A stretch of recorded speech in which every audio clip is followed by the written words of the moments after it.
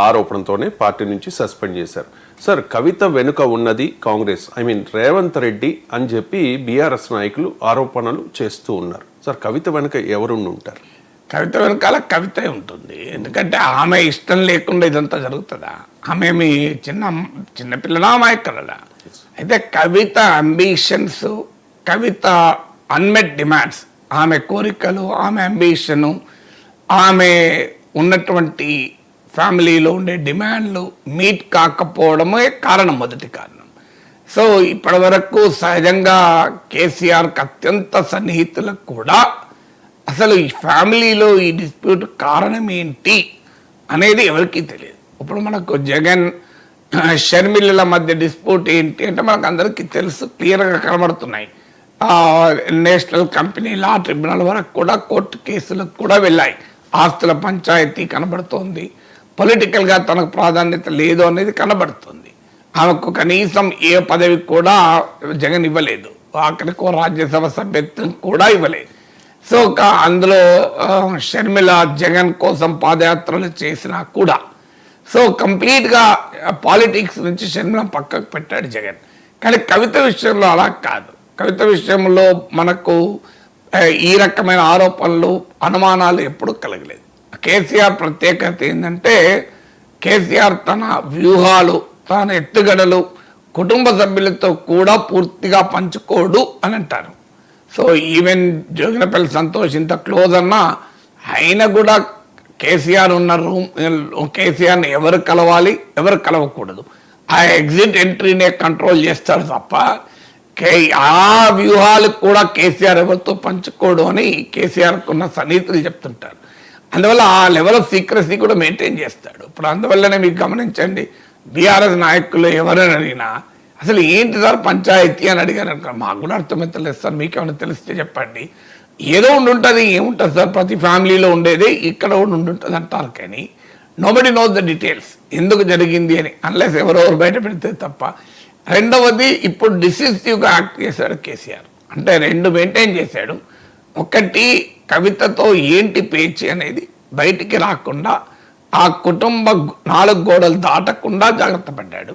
రెండవది, నిర్ణయాత్మకమైన చర్య తీసుకున్నాడు. అంటే ఏ సమయంలో చర్య తీసుకోవాలో ఆ సమయంలో 24 అవర్స్ కవిత నేరుగా పార్టీ ఉంటే ఎంత పోతే ఎంత అనడము, హరీష్ రావు, సంతోష్ రావుల పేర్లు తీసి మాట్లాడిన మరుక్షణం వితిన్ 24 గంటల్లో చర్య తీసుకున్నాడు.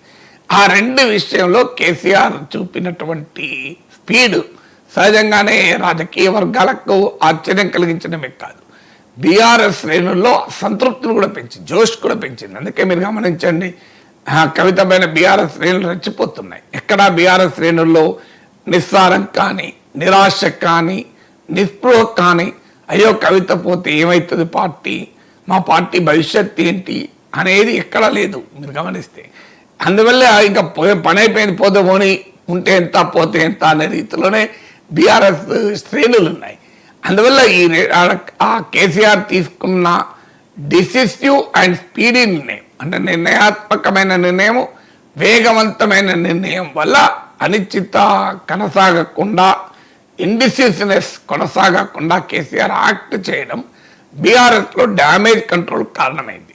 అందువల్ల ఇవాళ పరిస్థితి కవిత వెనకాల బీఆర్ఎస్లో ఓ ప్రముఖ నాయకులు 4 వచ్చే పరిస్థితి లేదు. ఏమైనా తెలంగాణ జాగృతి ఆమెతో మొదటి నుంచి ఉన్నవారు మినహా ఏ బీఆర్ఎస్ ప్రముఖులు కూడా యాజ్ ఆఫ్ టుడే, భవిష్యత్తులో ఏం జరుగుతుందని నేను చెప్పడం లేదు, జోస్యం కనబడలేదు.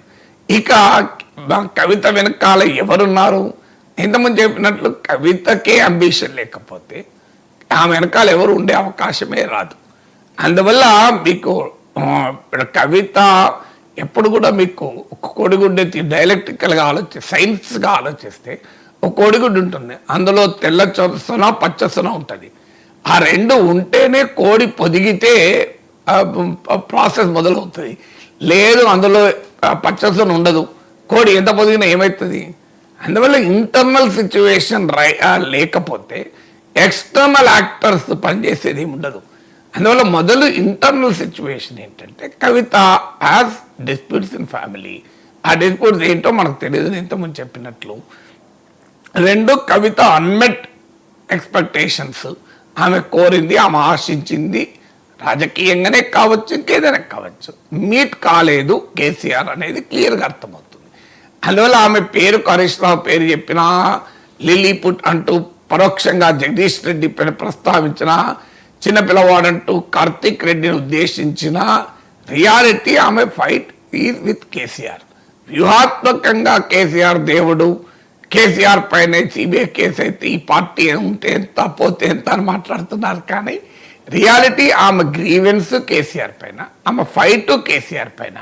సో అందువల్ల కేసీఆర్ పైన నేరుగా ఫైట్ చేస్తే తన రాజకీయ ఉనికికి ఇబ్బంది అవుతుంది కనుక ఆమె కేసీఆర్ డిఫెండర్గా రంగంలోకి ఎంటర్ అయ్యారు. అసలు అందువల్ల ఆమె వెనకాల ఎవరుంటారంటే, ఎప్పుడు కూడా తమ ప్రత్యర్థి పార్టీలు ఇబ్బందులు ఏర్పడితే పక్కవాడు ఎందుకు ఉపయోగించుకోడు. ఇప్పుడు రేవంత్ రెడ్డి పైన కేటీఆర్ వ్యాఖ్యలు మనకు గుర్తులేదా? నీ వెనకాల ఖమ్మం నల్గొండ బాంబులు ఉన్నాయి జాగ్రత్త అని. ఎవరా ఖమ్మం నల్గొండ బాంబులు? అందరూ తెలుసు కదా. కోమటిరెడ్డి వెంకరెడ్డో, కోమటిరెడ్డి రాజగోపాల్ రెడ్డో, పొంగులేటి శ్రీనివాసరెడ్డినో ఉద్దేశించి కేటీఆర్ రెచ్చగొడుతున్నాడని. సో అందువల్ల బట్టి విక్రమార్కను, సో వీళ్ళను నీకు పోటీగా ఉన్నవారే అని ఇండైరెక్ట్ గా ఉత్తమ్ కుమార్ రెడ్డినో బట్టి విక్రమార్కనో ఉద్దేశించి మాట్లాడడం లేదా? అందువల్ల ఎప్పుడైనా ఒక పార్టీ ప్రత్యర్థి పార్టీలో ఇబ్బందులు ఉంటే వాటిని వాడుకోవడం అనేది సహజం. అందువల్ల కాంగ్రెస్ పార్టీ ఏమైనా ఈ పరిస్థితులు తనకు అనుకూలంగా ఉపయోగపడతాయా? బీఆర్ఎస్ వీక్ అయితే, అపోజిషన్ స్పేస్ మరింత స్ప్లిట్ అవుతే తనకు ఉపయోగమని కాంగ్రెస్ అనుకుంటే అనుకోవచ్చు. కానీ కాంగ్రెస్ పార్టీకి ఒక బీఆర్ఎస్ లేదు ప్రత్యర్థి. ఒక రకంగా ఆ కవిత ఎపిసోడ్ కాంగ్రెస్కు లాభమా నష్టమా లెక్కలేస్తే, లాభ నష్టాలను బట్టే కదా ఏ పార్టీ అయినా వెనకాల ఉండేది. లాభ నష్టాల లెక్కలేస్తే లాభం ఎంతో, నష్టం కూడా అంతే కాంగ్రెస్కు. లాభం ఏంటి? బీఆర్ఎస్ ఒక ప్రతిపక్ష పార్టీ కనుక ఆ పార్టీ ఏ మేరకు బలహీనపడినా, ఆ పార్టీలో డివిజన్ వస్తే, ఒకటి తన ప్రత్యర్థి వీక్ అవుతారు, రెండు అపోజిషన్ స్పేస్ మరింత క్రౌడెడ్ అవుతుంది. అది అధికార పార్టీ వ్యతిరేక ఓట్ను మరింత చీల్చడానికి ఉపయోగపడుతుంది. ఆ రకంగా కాంగ్రెస్కు లాభం. నష్టం ఏంటి? నష్టం ఏంటో కేసీఆర్ అనుభవం మనకున్నది. కేసీఆర్ కాంగ్రెస్ను బాగా వీకెన్ చేశాడు. కాంగ్రెస్ నుంచి ఎమ్మెల్యేలు లాక్కున్నాడు. ఏమనుకున్నాడు కేసీఆర్? కాంగ్రెస్ నాకు ప్రత్యర్థి కనుక కాంగ్రెస్ బలహీనపడితే అయిపోతుంది, నాకు ఎదురే ఉండదు అనుకున్నాడు. కానీ ఏం జరిగింది? కాంగ్రెస్ ఎప్పుడైతే బలహీనపడిందో అది హుజూర్ నగర్ ఉప ఎన్నికలో కనబడ్డది, నాగార్జున సాగర్ ఉప ఎన్నికలో కనబడ్డది, హుజూరాబాద్ ఉప ఎన్నికలో కనబడ్డది, జిహెచ్ఎంసీ ఎన్నికల్లో కనబడ్డది, వరుసగా అన్ని ఎన్నికల్లోనూ కనబడ్డది. కానీ కేసీఆర్ అనుకున్నాడు అయిపోయింది కాంగ్రెస్ పని అని. కానీ నేను ఆ రోజుల్లో కూడా స్పష్టంగా చెప్పాను, కేసీఆర్ ఒక రాంగ్ వ్యూహంతో పోతున్నాడు, ఇది ఆయనకే నష్టం జరుగుతుంది. It's a political self goal for KCR అని. ఎందుకంటే కాంగ్రెస్ బలహీన పరిస్థితి తనకు అపోజిషన్ ఉండదు అని కేసీఆర్ భ్రమపడ్డాడు.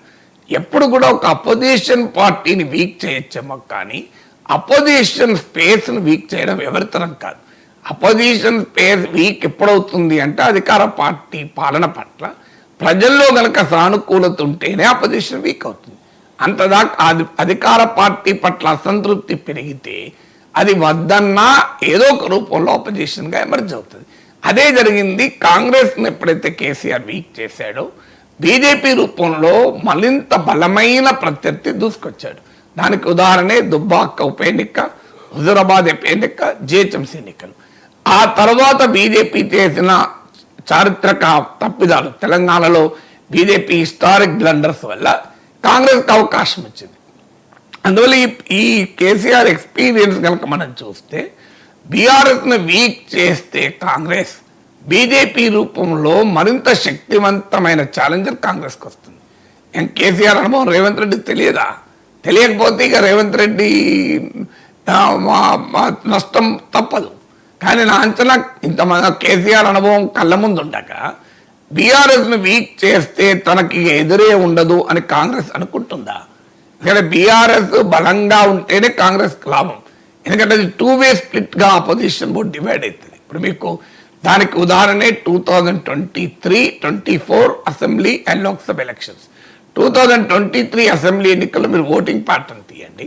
40% కాంగ్రెస్కి వచ్చింది, 37% బీఆర్ఎస్కి వచ్చింది. 14% బీజేపీకి వచ్చింది. అంటే కాంగ్రెస్కు 40, కాంగ్రెస్ వ్యతిరేక ఓటు అట్లీస్ట్ ఈ రెండు ప్రధాన పార్టీలను కలిపితే ఇండిపెండెంట్లు చిన్న చిత్క పార్టీలు పక్కకు పెడితే 37 + 14 51% కాంగ్రెస్ వ్యతిరేక ఆర్గనైజ్డ్ అపోజిషన్కు, 40% కాంగ్రెస్. అయినా మళ్ళీ కాంగ్రెస్కి ఎట్లా అధికారం వచ్చింది? ఆ 51% 37 + 14గా డివైడ్ కావడం. ఇక లోక్సభ ఎన్నికలు చూడండి మీరు, కాంగ్రెస్కి 8 సీట్లు వచ్చాయి హైయెస్ట్గా. సో ఎందుకు వచ్చాయి మళ్ళీ చూడండి, బీజేపీకి 35%, బీఆర్ఎస్కు 17%.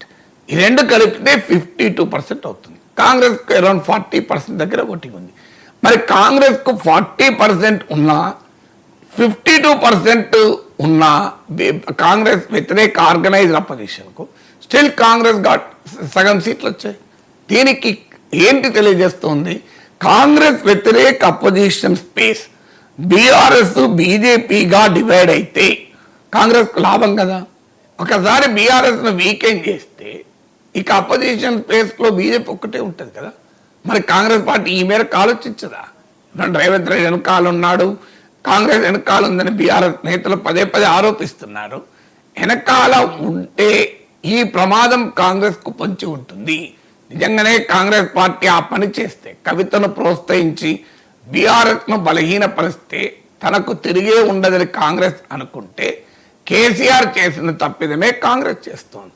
కేసీఆర్ టైంలో కాంగ్రెస్ ఒక దశలో బాగా బలహీనపడి బీజేపీ బలపడుతున్నప్పుడు క్లోజ్ లీడర్ల దగ్గర, సన్నిహితుల దగ్గర కేసీఆర్ అన్నాడట, ఏంటి ఈ విధవ కాంగ్రెస్ ఇది కొద్దిగా పుంజుకున్నా బాగుండు, పూర్తిగా చచ్చుబడింది అన్నాడట. అప్పుడు ఒక నాయకుడు ఉండి, సార్ మనమే కాదు సార్ దాన్ని చావకుండా కొట్టింది అన్నాడట. సో అలా మీకు కాంగ్రెస్ కేసీఆర్ అనుభవం కళ్ళ ముందు ఉండగా బీఆర్ఎస్ను బలహీనపరిచి బీజేపీకి అడ్వాంటేజ్గా మారి కాంగ్రెస్ తనగోయి తానే తవ్వుకుంటే ఉంటుందా? అదే జరిగితే ఆశ్చర్యమే మరి ఒకవేళ.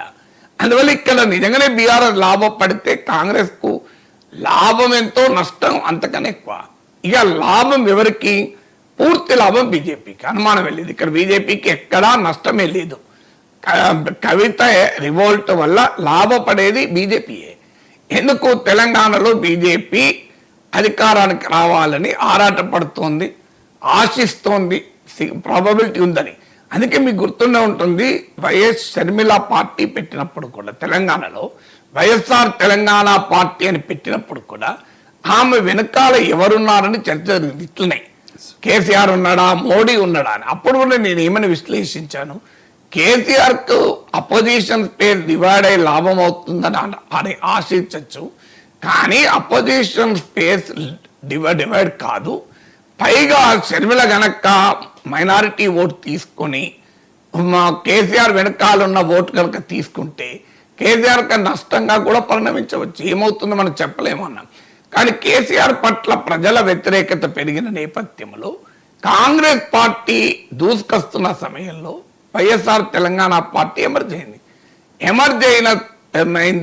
అప్పుడున్న పరిస్థితి ఏంటి? కాంగ్రెస్ బీజేపీ రెండు కేసీఆర్ను దెబ్బతీయడానికి పోటీ పడుతున్నాయి. కేసీఆర్ దెబ్బతినడం ఖాయమని అర్థమవుతోంది. కేసీఆర్ ప్లేస్లో బీజేపీ వస్తుందా,